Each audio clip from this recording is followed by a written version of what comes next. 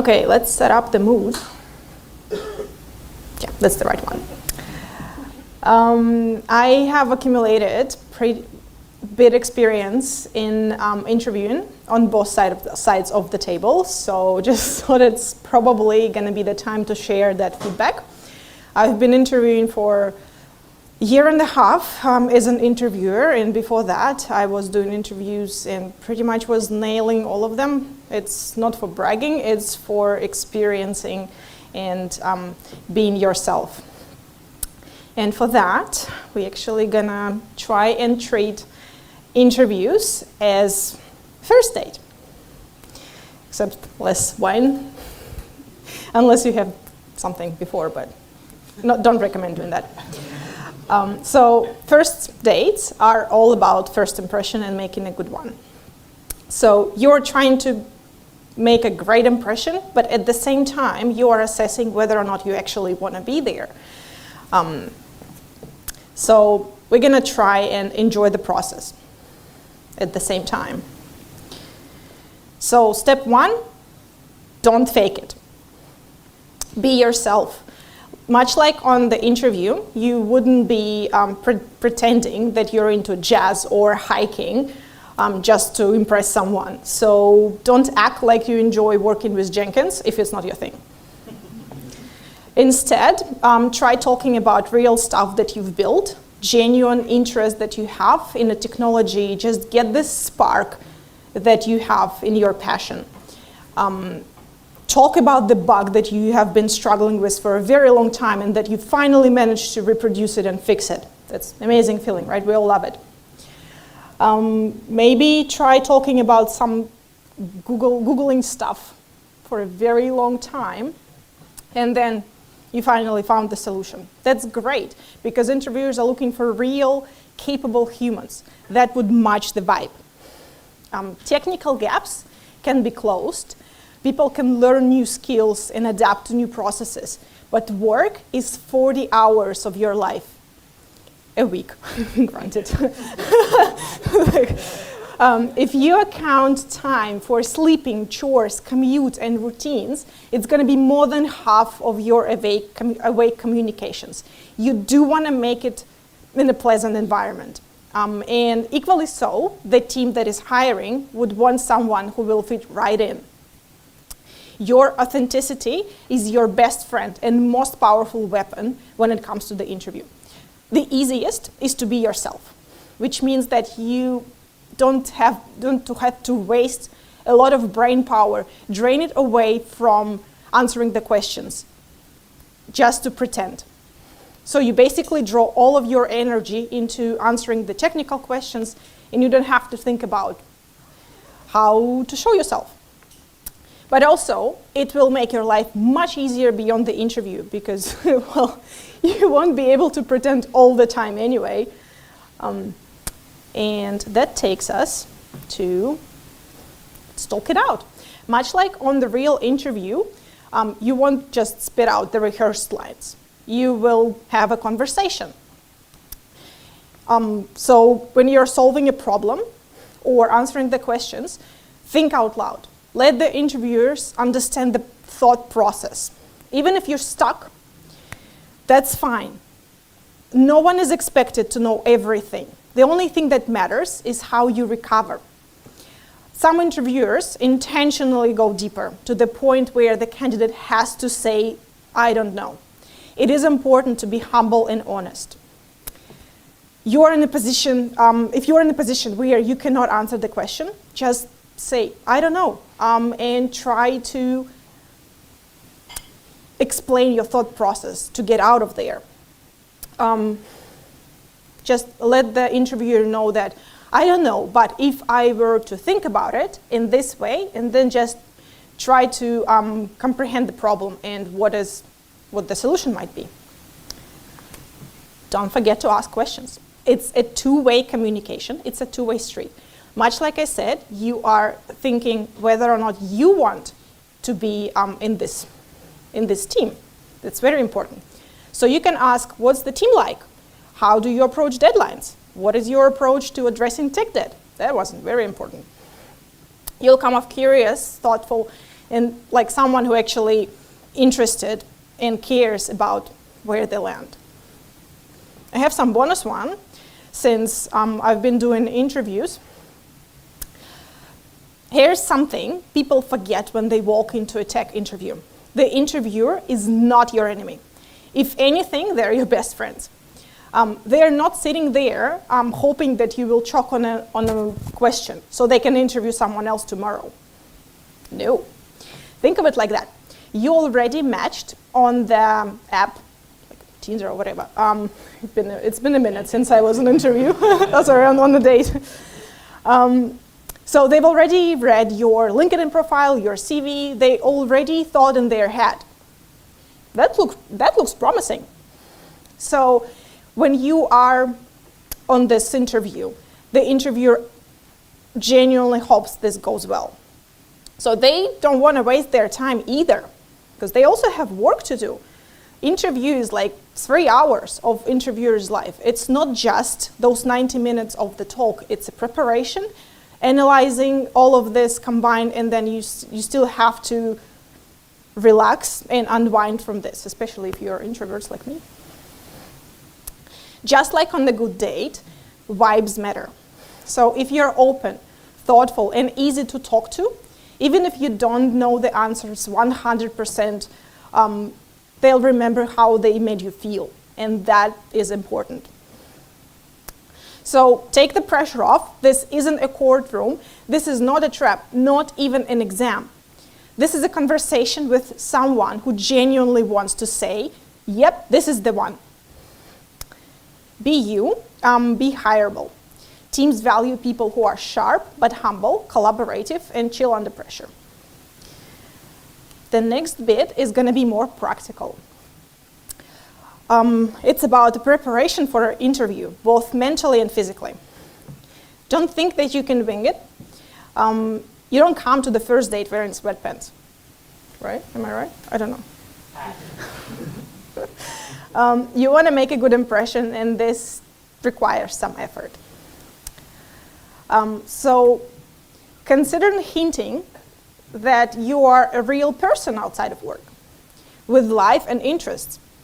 Maybe do your team's interview with your hobby shelf in the background, or a poster with Star Wars, or whatever that is.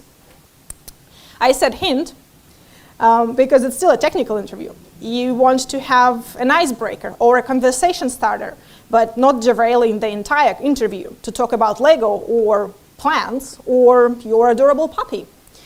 Although I did land a job offer when I was talking to a person who owned a corgi, and half of the interview we were discussing our mischiefs, their mischiefs, comparing the notes. But read the room.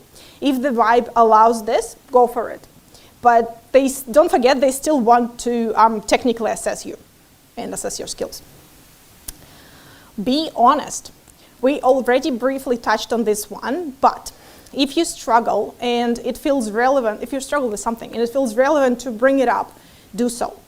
It's better to learn upfront that the person struggles with accepting feedback or being shy to raise an opinion. There are some things that team can be working with, and some are crucial. If we go back to the analogy with the dating, if you have different opinions on something as important as kids, that is a crucial. But for example, if I don't know how to cook, but surprisingly my husband is a culinary artist, that works just all right. So there are things that can be worked on. But if you're honest, you don't have to pretend later. Smile more. That is probably cultural, but I totally forget to smile a lot of times. But also, it's a stressful situation altogether. But your goal is not just answer questions. Your goal is actually let the team know that you will be amazing to be working with and to spend a lot of your time collaborations. Software development is a team sport, and the team is looking for someone like-minded. Be relevant. You should know your craft. You should stay updated. Learn every day. You should be very curious. growth mindset isn't just an empty sound that corporate has created. It actually means a lot for a team to understand that you are not a snapshot in time, that you are growing and developing over time. Let the interviewer know how you keep up to date, how you contribute to community. The one thing that helps the most in practicing the growth mindset is to always ask why. It's not enough to fix something. I personally need to know why it got broken in the first place. Because if you know the why, you won't need to remember the solution. You already know it. This is going to be a fun one. Come prepared. So technical interview, it's not only about tech. This also should highlight how you are behaving in collaboration. Prepare example for conflict resolution. Not when you had an office fight with a colleague about aircon temperature, and that's a true story, don't ask. But when you had different opinions and how you resolved this. I'm gonna let you on a secret. The interviewer doesn't really care if you won the argument or submitted to another person's idea. The most important thing is it got resolved with everyone happy. Got some examples when you made a mistake and what you've learned from it. My favorite one is on my own interviews. All the time I tell this, that I dropped crash-free rating from 99% to 49% when I divided a variable without checking for 0. And it went down real hard, real fast, well, you may imagine. But ever since, I always guard against 0. And these stories are incredibly relevant to the said growth mindset. One of the most important one, calm down. The interviewers are there to help you, even if the situation doesn't always read this way. Again, I don't smile often, but so I need to remind that to myself as well. But the point of the interview is to identify your skills, not to sink you down. And for the duration of the interview, the interviewer is your best friend. They are genuinely rooting for you, so you don't need to worry or stress. Breathe in, breathe out, and ace it as best as you can. I believe in you. You got this.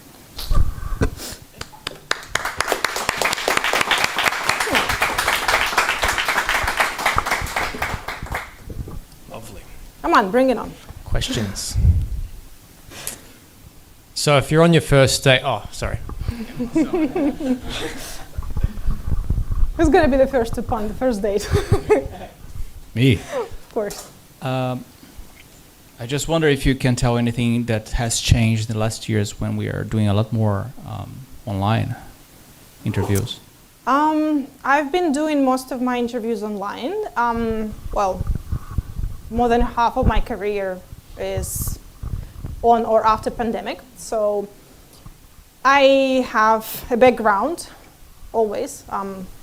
People who work with me know that. I used to have a huge shelf full of Lego that catches the eye.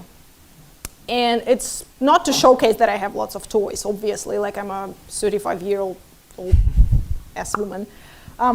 So it's to have an icebreaker, something to catch an eye on, something to start the conversation flowing. Because when you come to the interview, you all can relate to that. The first couple minutes are just awkward, with people not knowing what to say or how to start this conversation, because you see this person first time in your life. And then when you open the Zoom or Teams or whatever that you're using, and you see something that catches your eye straight up, whatever that is, it could be a shelf full of plants, it could be giant poster, it could be toys, whatever. It's not really important. It's just something that can help the conversation to start.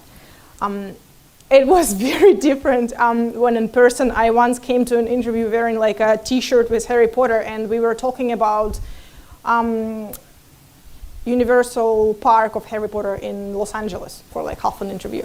I've been talking a lot about different things on the interviews apart from work. I don't really suck at it, but just talking about different things is more interesting. Does that answer your question? Yeah. What's your favorite question to be asked from an interviewee? Ooh, I kind of have a feeling that I'm going to give it up. But Maybe your second favorite. No, that's all right. I actually asked about WWDC, but there is a catch in that. So it's worded like a fun icebreaker question, like what was your favorite announcement at WWDC? And it's actually determined to understand how deep the person is invested and interested in the presentation. Because most people can say, well, Apple Intelligence, right? And they're going to be 100% right. That's the reason why I bought the new iPhone. Deeply disappointed, for what it's worth. But yeah, that was the reason. Some people would say Swift testing, and they would really touch my heart with this. It's like it was my favorite one. Some people were saying like AR stuff in Vision OS. Which I wasn't following, but some people into this weird shit.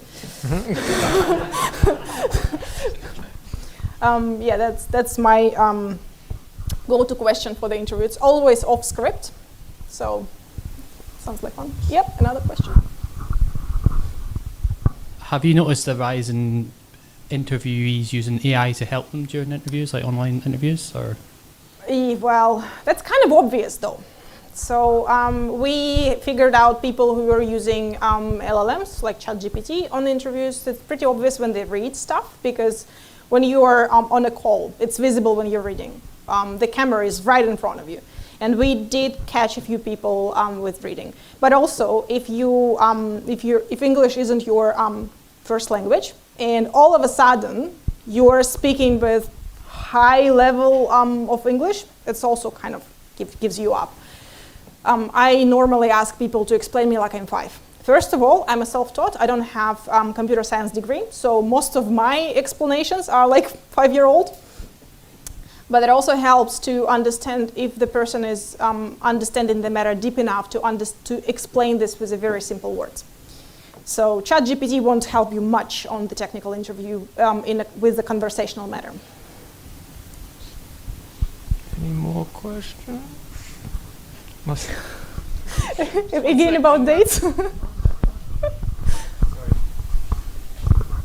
Suppose you hold a topic. Let's be very abstract. Like, suppose you're a very big Marvel fan and the person is a DC fan. Like, let's go with Marvel. Yeah, I'm with you. Do you like you were talking about reading the room, right? Like, how much do you stand your ground? How much do you stand your ground? On Marvel? Yeah, well, I'm talking about Marvel and DC, but suppose it's about like UIKit and Swift UI. And the other person is very, very good in UIKit, and you are very passionate. Suppose I'm you going are to very have an upper passionate hand. Swift, right? You do understand that, right? Like, how as an interviewee do you stand your ground while not disappointing the interviewer? Well, read the room was pretty difficult, I think. Difficult concept generally, because not everyone can accurately read the room. But when you're trying to argue with the interviewer and trying to raise your voice or trying to explain your opinion when the interviewer hinted you that's probably enough, I think I would say this is the line that we're going to draw.